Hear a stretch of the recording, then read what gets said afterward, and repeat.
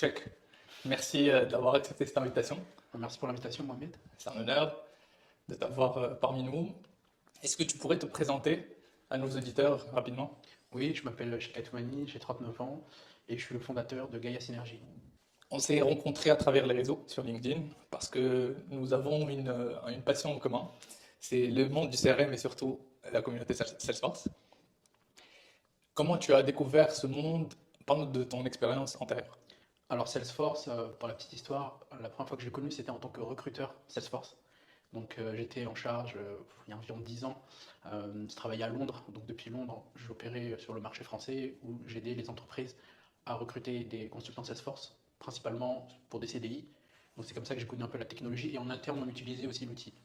Donc c'est vraiment en parlant avec les consultants que j'ai appris un peu plus l'outil en parallèle de mon utilisation et ça m'a intéressé, mais c'est pas vraiment à ce moment-là que j'ai commencé ma carrière Salesforce. On parle de quelle année ça? Là, on parle d'à peu près 2012. 2012. Ouais. Donc ça fait Ouais, plus ça de fait 10 ans, que je plus connais la d'une solution. décennie que tu connais la Ouais. Et solution. après, en fait, ce qui s'est passé, c'est que je suis revenu en France en 2014. Donc, j'ai rejoint une société IT, enfin une ESN. Et en fait, un des produits qu'on proposait, pareil, on proposait des services Salesforce, mais là, j'étais commercial. Et en interne, il y avait un projet d'amélioration de l'outil Salesforce pour les commerciaux. Donc, c'est comme ça que j'ai été choisi pour voilà, améliorer l'expérience de l'outil. Et j'ai fait un projet d'un an. Et là, je voulais pas m'arrêter là. Je me suis dit vraiment, l'outil m'intéresse, je connaissais un peu, là j'ai vraiment mis les mains dedans. Et c'est comme ça que j'ai décidé, pour approfondir mes connaissances et mes compétences, de rejoindre une société de conseil qui fait du Salesforce. Voilà, là c'était vraiment le grand saut. Là c'était le projet interne. Je dirais pas que c'était un cocon, mais c'est pas la même chose que rejoindre une société de conseil et là être face à différents clients, différentes problématiques. Donc, au début, c'était un projet en interne avec C'est ta ça, propre, enfin l'entreprise pour dans laquelle je laquelle tu travaille. travaillais, et tu étais du coup côté métier. Oui, en fait, je suis passé de l'autre côté de la force, entre guillemets, Ouais. où, de par voilà, mon expérience en tant que commercial, je savais comment améliorer l'outil.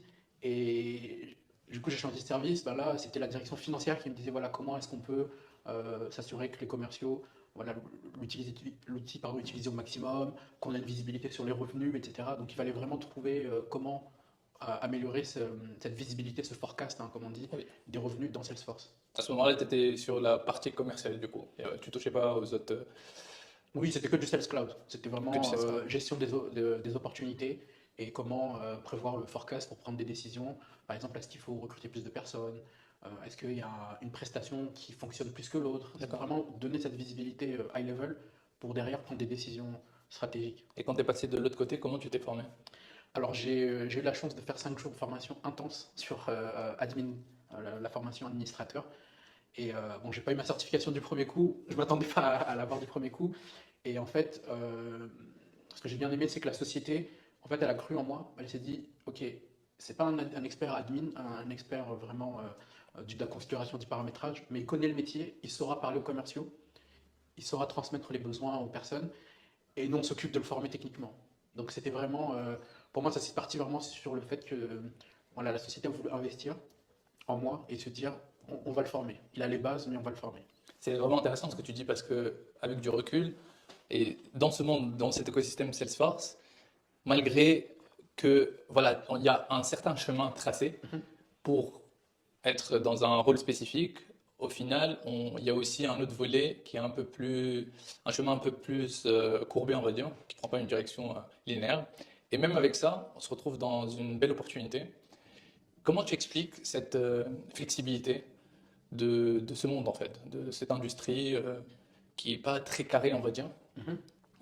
Est-ce que, voilà, de ton expérience, tu vois des éléments qui contribuent à ça?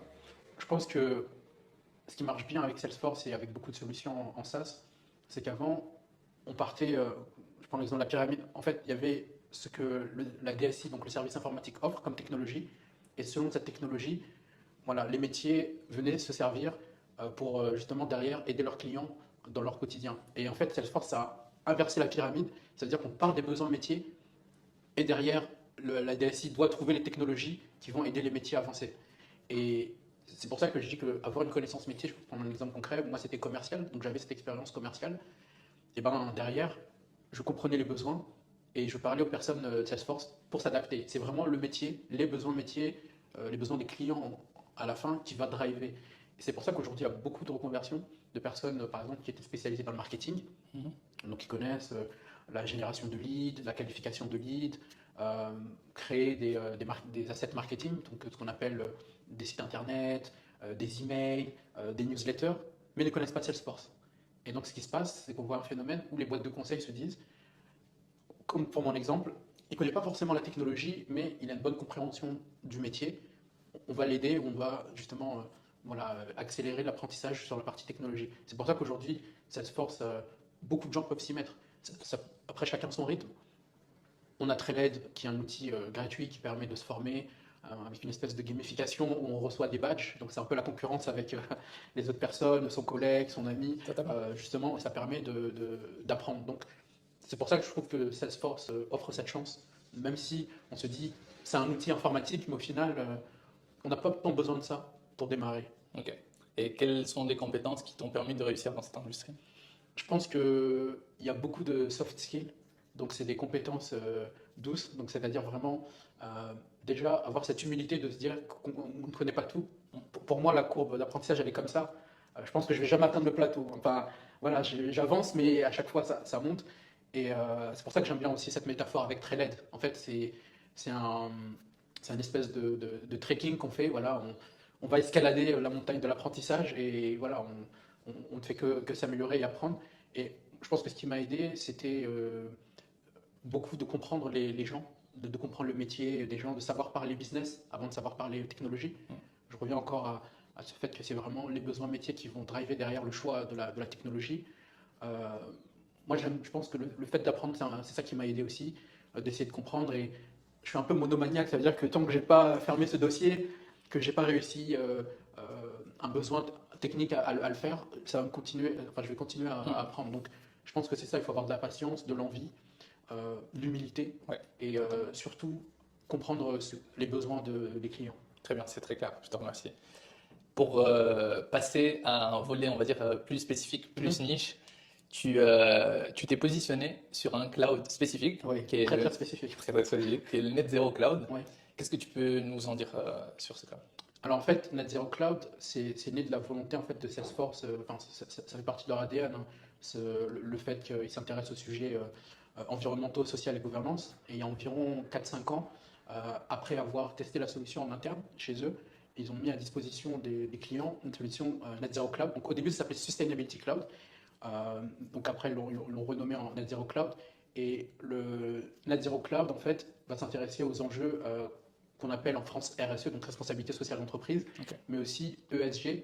J'insiste sur ESG, environnemental, social et gouvernance, parce que tout le monde, enfin, la perception, c'est que ça tourne qu'autour de l'environnement. Oui.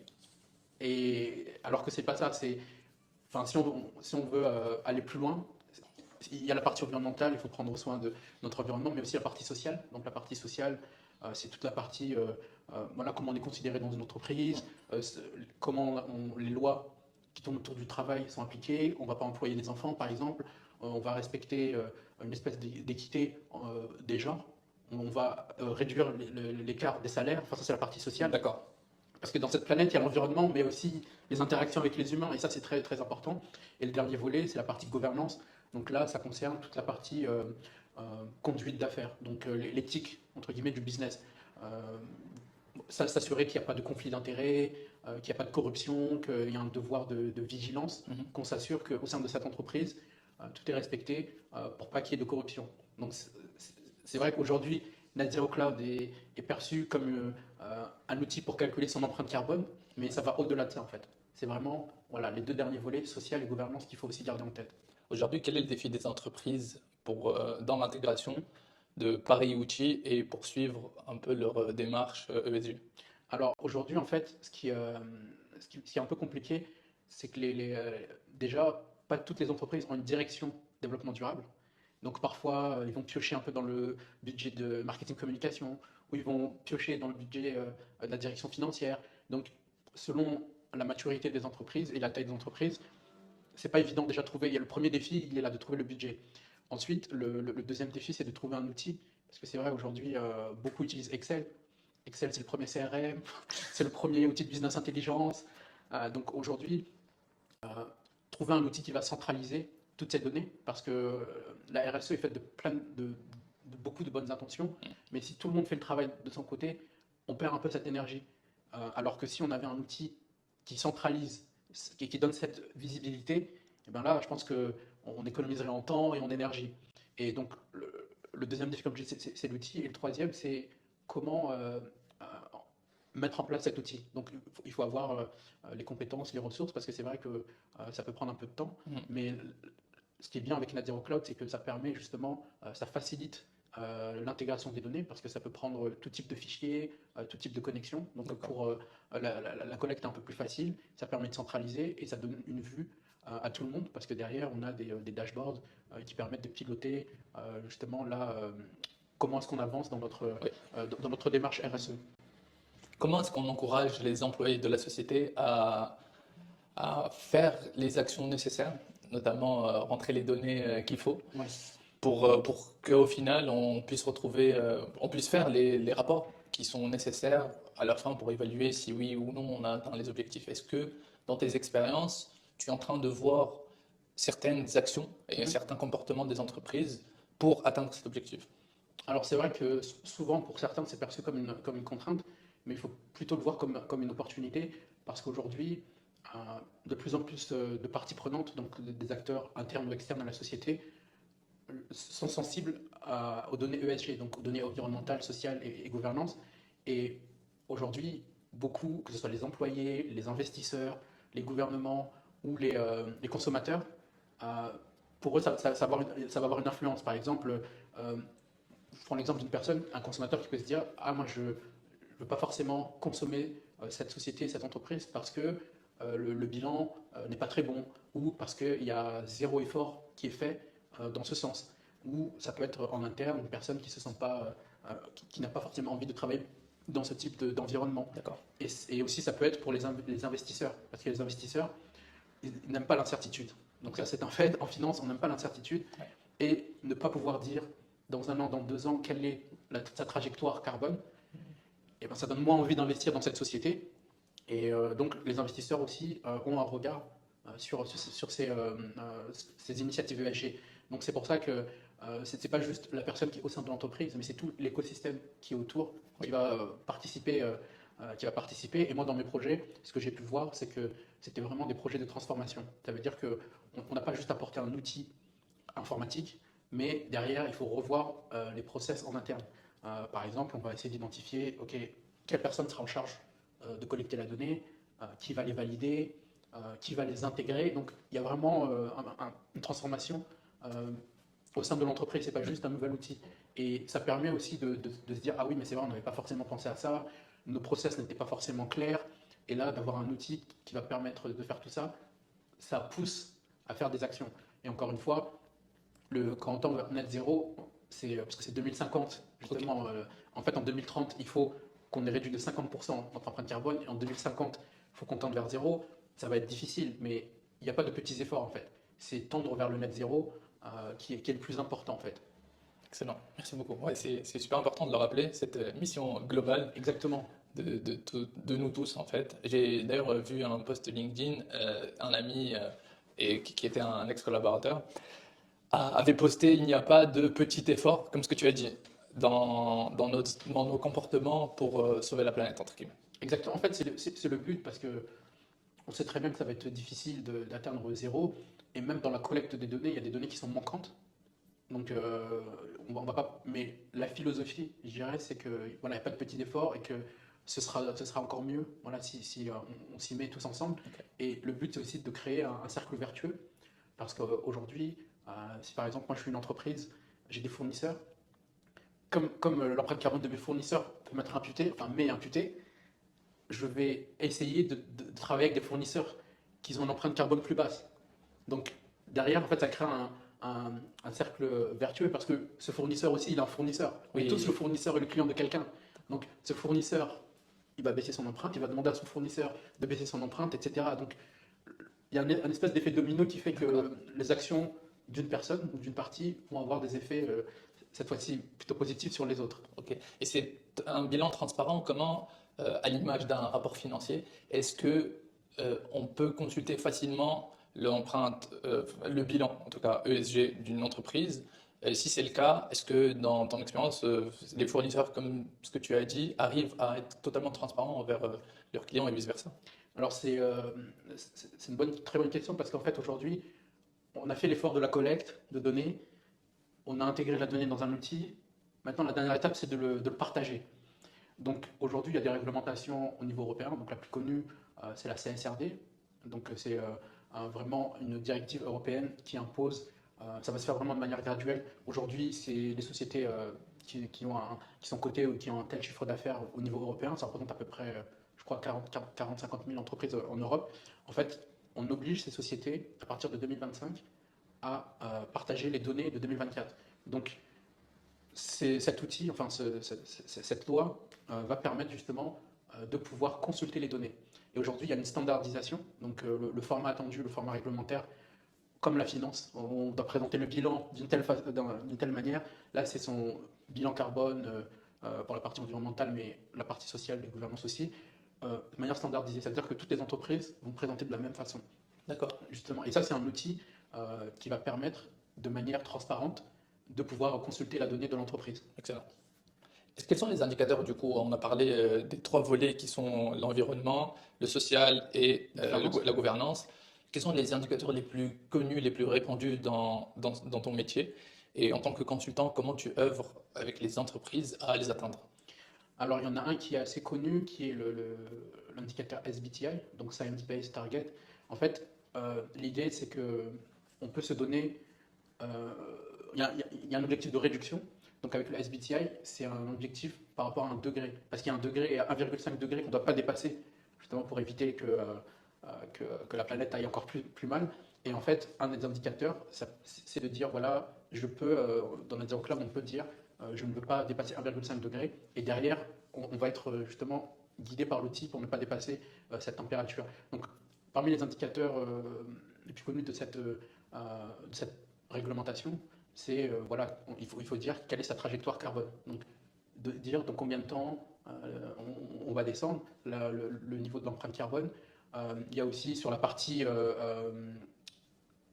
égalité salariale, donc dire voilà, aujourd'hui, quel est l'écart et quels sont les objectifs et les trajectoires. Donc, en fait, ce que j'aime bien avec ce principe de publication de toutes ces données, c'est que l'idée, c'est on donne les informations, donc que ce soit quantitatif, qualitatif, mais il faut aussi dire quel est le plan en fait. C'est ça qui est intéressant. C'est pas juste donner l'information, mais de dire quelles sont les actions qu'on va mettre en place pour atteindre ces objectifs. Et si on n'a pas la donnée, on peut dire qu'on n'a pas la donnée. Très bien. Donc c'est pour ça que faut pas le prendre juste comme une contrainte, mais c'est une opportunité de faire l'état des lieux sur les trois piliers de sa société et de dire ok, on me demande cette information-là, je l'ai pas, donc je peux dire que je l'ai pas, et qu'est-ce que je vais mettre en place pour améliorer dans l'avenir. Super, très clair.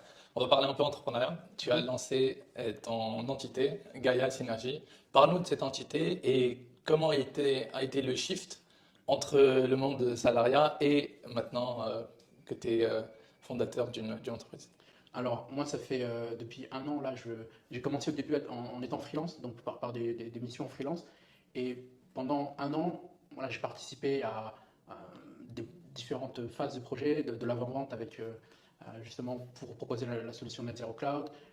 J'ai participé à des projets d'implémentation et j'ai pu côtoyer des personnes qui étaient un peu plus expertes que moi parce que moi je venais pas forcément du monde de développement durable. J'avais un intérêt. Je pensais connaître des choses, mais en fait, c'est pour ça que je parle toujours voilà, de cette courbe d'apprentissage qui est toujours comme ça. Et ça m'a intéressé parce que de toute façon, comme on disait au début, Net Zero Cloud c'est très spécifique et même si on a une bonne connaissance de l'outil Salesforce, il faut comprendre les enjeux ESG derrière. C'est ça qui va faire la différence. Et pourquoi est-ce que moi j'avais envie de lancer Gaia Synergy? D'abord Gaia, c'est parce qu'en fait ça fait référence à la Terre, donc en grec, et Synergie, c'est parce que c'est le travail de tout le monde justement qui va nous aider à tendre vers ce net zéro ou vers cette amélioration en tout cas des interactions.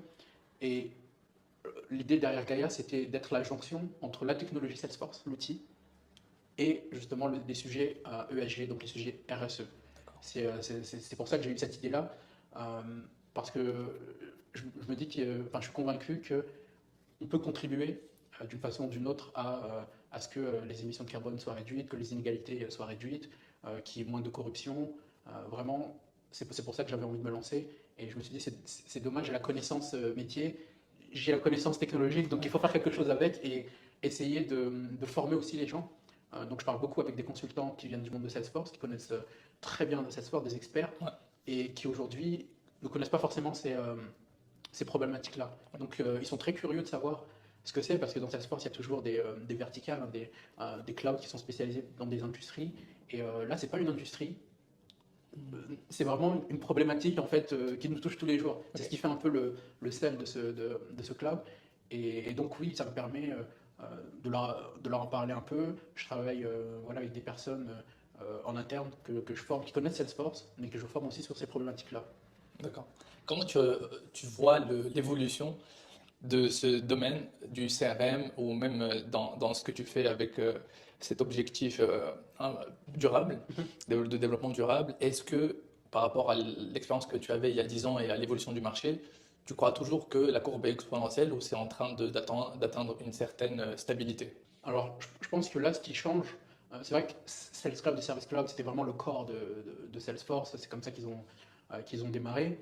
Après, ils ont développé d'autres industries. Donc aujourd'hui, ils se sont dit, voilà, c'est bien de faire du sales et du service, mais on va essayer de packager, enfin de préconfigurer ces solutions pour répondre à des besoins métiers spécifiques, que ce soit dans le domaine de la santé, dans le domaine de l'automobile, du retail, etc. Et c'est vrai qu'aujourd'hui, je vois qu'il faut essayer de se spécialiser dans un de ces clouds, ne pas faire juste sales ou service, mais d'avoir quelque chose en plus, parce que c'est vrai que le marché commence un peu à être saturé pour ce type de compétences, alors que ceux qui font par exemple, consumer goods, c'est pour cloud, c'est pour le retail, et ben ça fait quelque chose en plus, il y a un différenciateur. Et mon conseil, enfin, ce que je vois par rapport à l'évolution, c'est d'essayer de tendre vers un cloud spécifique. Et il y a cette partie-là, donc se spécialiser dans un métier, mais aussi la partie intelligence artificielle. Parce que aujourd'hui, euh, comme je le disais, je prends l'exemple des directions de développement durable et RSE, ils n'ont pas forcément le temps d'aller collecter les données ou de se familiariser assez facilement avec l'outil. Et l'intelligence artificielle est là pour les aider. Donc que ce soit voilà, pour les guider, pour répondre à des questions. Et c'est ça qui va faire la différence. C'est pour ça aussi l'idée de Gaia Synergie, c'était dans la synergie, moi j'inclus l'intelligence artificielle. Donc Oui, il y c'est a normal. les humains, C'est tout important. mais il y a aussi l'intelligence artificielle qui va aider. C'est pour ça que nous, on travaille sur un assistant virtuel qui va pouvoir aider les clients, que ce soit dans la collecte des données, dans l'import des données, et dans l'analyse aussi, la restitution des données. Donc, ce qui va faire la différence par rapport aux consultants, c'est de tendre vers du métier et de l'intelligence artificielle. En plus, ça tombe bien, Salesforce aujourd'hui, après Dreamforce, justement, ils ont annoncé Agentforce. Donc, c'est vraiment des agents qui sont soit déjà préconfigurés pour du sales ou du cloud, mais il y a aussi la possibilité avec Einstein Studio de créer son propre bot, son propre assistant. Donc, se former sur ça, ça va beaucoup faire la différence, surtout que là, Salesforce, pendant un an, donc jusqu'à décembre 2025, offre Ouais. la certification AI Associate, donc la première, et AI Specialist. Donc vraiment, c'est un boulevard là qui s'ouvre sur l'intelligence artificielle et ce serait dommage de ne pas prendre justement, profiter de cette opportunité. Si on parle IA, est-ce que tu as eu l'occasion d'intégrer l'IA dans tes projets et si c'est le cas, comment? Alors, pour l'instant, on n'a pas encore eu l'opportunité de le faire. En fait, Net Zero Cloud propose déjà Einstein, qui permet, quand je parlais tout à l'heure euh, de la publication des données CSRD, donc il va pouvoir, si on l'a déjà fait une fois, il va pouvoir suggérer pour l'année d'après. Si on l'a fait pour une année, l'année d'après, il va dire, voilà, est-ce que tu veux reprendre les mêmes données? Ah, ça ressemble un peu à ce qu'il y a eu la dernière fois, donc il y a cette possibilité, justement, cette intelligence artificielle qui va aider à faire ça. Mais au-delà de ça, je n'ai pas intervenu sur l'intelligence artificielle, parce que c'est quelque chose qui est assez nouveau dans la Zero Cloud, et c'est pour ça que nous, en fait, je disais, on est en train de développer justement notre propre outil qui va pouvoir aider le client tout en se basant sur la technologie Salesforce. Parce que le but, c'est ça, c'est capitaliser la force de Salesforce. Désolé, pas de mots, je ne voulais pas faire de mauvais jeu de mots, mais c'est d'offrir un outil à partir duquel en fait, on va pouvoir trouver, enfin créer de nouvelles choses. C'est pour ça que l'écosystème partenaire, Salesforce fonctionne bien, c'est qu'on part de cet outil et on crée des nouvelles choses pour répondre à des besoins spécifiques. Ok. Une des dernières questions peut-être, c'est en termes de budget, est-ce que les entreprises ont peut-être, je sais pas, dans la norme ou dans les best practices, un pourcentage qu'ils doivent dédier pour cette recherche du développement durable avec les outils nécessaires et bien sûr les compétences et les personnes qui doivent être incluses dans ce projet? Est-ce qu'il y a quelque chose comme ça qui pourra voilà, faciliter, on va dire, un département, en tout cas, d'une entreprise pour se dire, voilà, c'est ce chiffre qu'il faudra cibler en termes Le de budget? ressources. Oui, c'est Ouais. ça. Est-ce que voilà, comment, si une entreprise nous écoute, comment est-ce qu'elle doit évaluer ce qu'il attend? En fait, nous, c'est vrai qu'aujourd'hui, la plupart du temps, si je prends l'exemple de Net Zero Cloud, c'est qu'il y a un coût licence et un coût projet.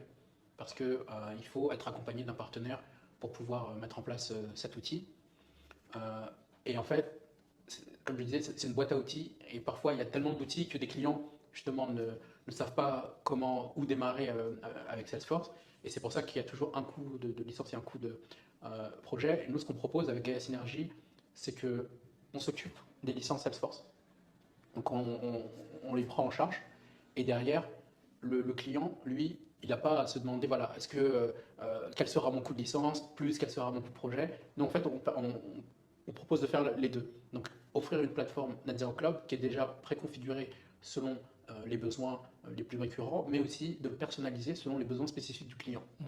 Et du coup, là, il se trouve avec une seule ligne, entre guillemets, D'accord. plutôt que d'avoir une deuxième ligne et des coûts qu'il ne va pas forcément anticiper. Donc vraiment, le but, c'est de les aider, de les faciliter pour qu'ils ne se concentrent pas sur l'implémentation, qu'ils n'aient pas à solliciter l'équipe IT. Enfin, on va les solliciter parce que bon, il faut intégrer l'outil, bien sûr, avec le parc informatique, mais le but, c'est qu'ils aient moins d'intervention de côté implémentation et plus à intervenir sur, voilà, aujourd'hui, je vais interroger Net Zero Cloud sur mon bilan de carbone de l'année dernière en France ou en Allemagne, vraiment s'occuper des données les plus importantes pour eux et ne pas avoir besoin à venir tous les jours voilà, mettre en place quelque chose. Donc nous, on s'occupe de ça et le client, lui, va juste venir, entre guillemets, se servir dans la donnée.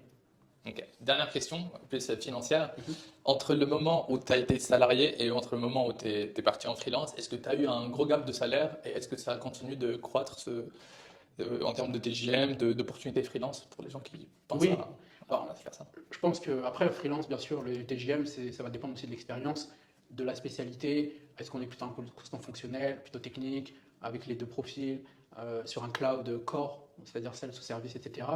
Mais oui, je vois la différence. Je pense que c'est à peu près 20-30% de salaire par rapport au salaire quand on travaille justement dans une entreprise. C'est vrai que là, ces derniers temps, pour avoir échangé avec des consultants en freelance, c'est un peu stagné, surtout avant et pendant l'été. C'est normal un peu, les entreprises soit clôturent cet été, soit attendent la rentrée pour prendre des décisions, mais là c'est en train de repartir. Les taux ne sont pas forcément plus hauts, mais les missions, voilà, il y a un peu plus de missions qui sont disponibles. Et encore une fois, hein, c'est vraiment la spécialisation qui va permettre de tirer son épingle du jeu et d'avoir un TGM plus intéressant. Excellent. Merci, Cheikh, De de ton rien. temps. C'était super. Merci à toi. Génial.